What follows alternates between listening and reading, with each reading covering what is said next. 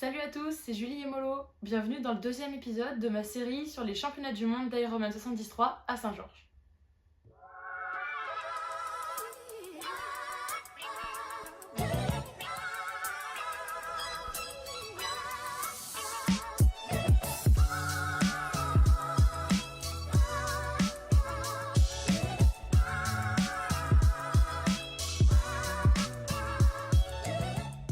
Alors, à la fin du premier épisode, je venais de remporter mon slot pour les mondiaux à Krzeszko en Allemagne et également de courir sur le 73 de Varsovie en Pologne. À la suite de ça, j'ai fait une semaine de récupération pour digérer les courses qui venaient de s'accumuler et pour être prête au mieux à rattaquer ma prépa.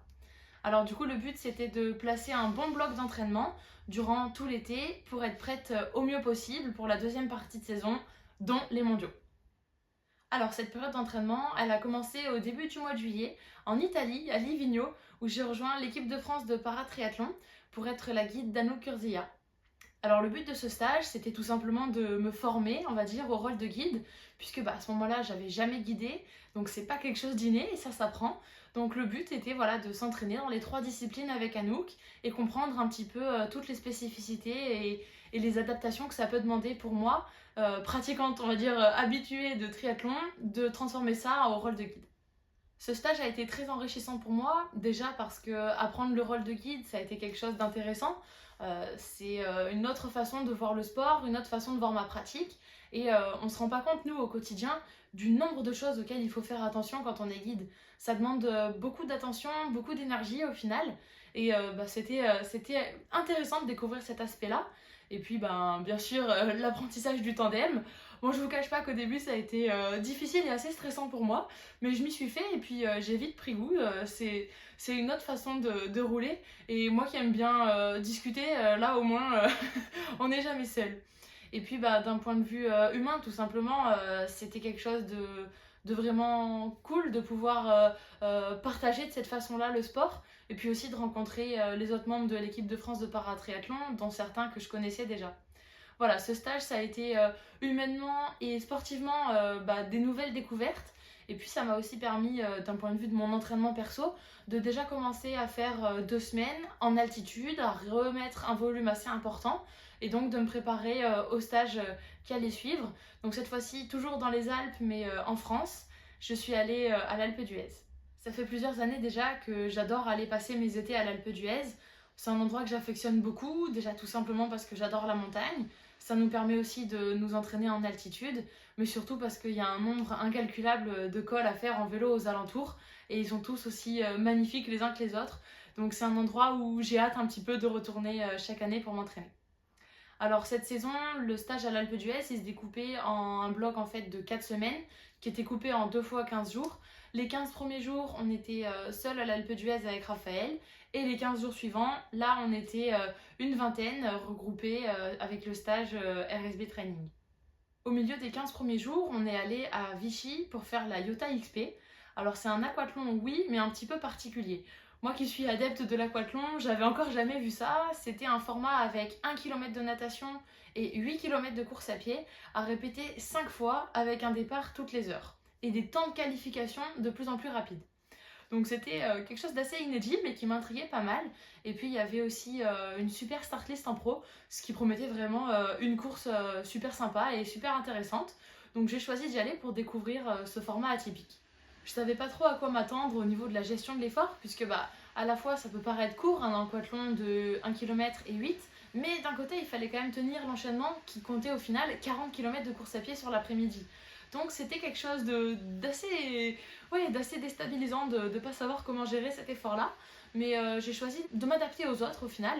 Donc j'ai suivi le rythme avec le groupe de filles quand on était avec Manon Jeunet, Justine Guérard, Ivana Kuryakova et aussi Margot Garabédian.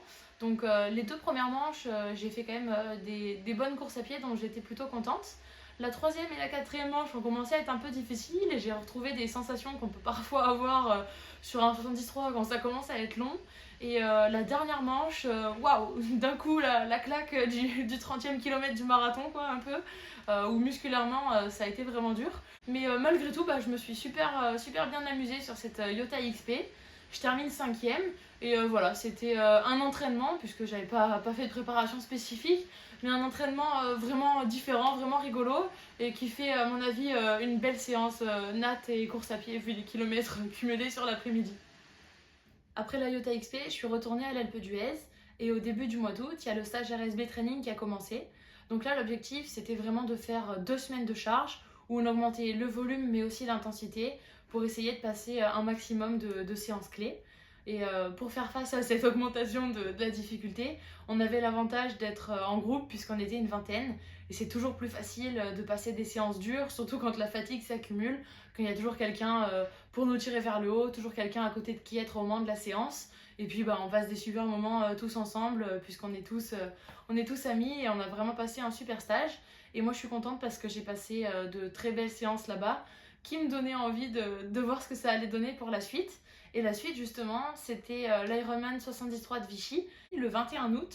L'objectif là c'était de faire un petit peu un point étape sur la préparation, voir les progrès éventuellement réalisés ou ce qui peut rester à corriger pour les mondiaux fin octobre. Alors malheureusement à Vichy, j'ai pas eu toutes les réponses à mes questions puisque à cause des intempéries les jours précédant la course, la partie natation a été annulée.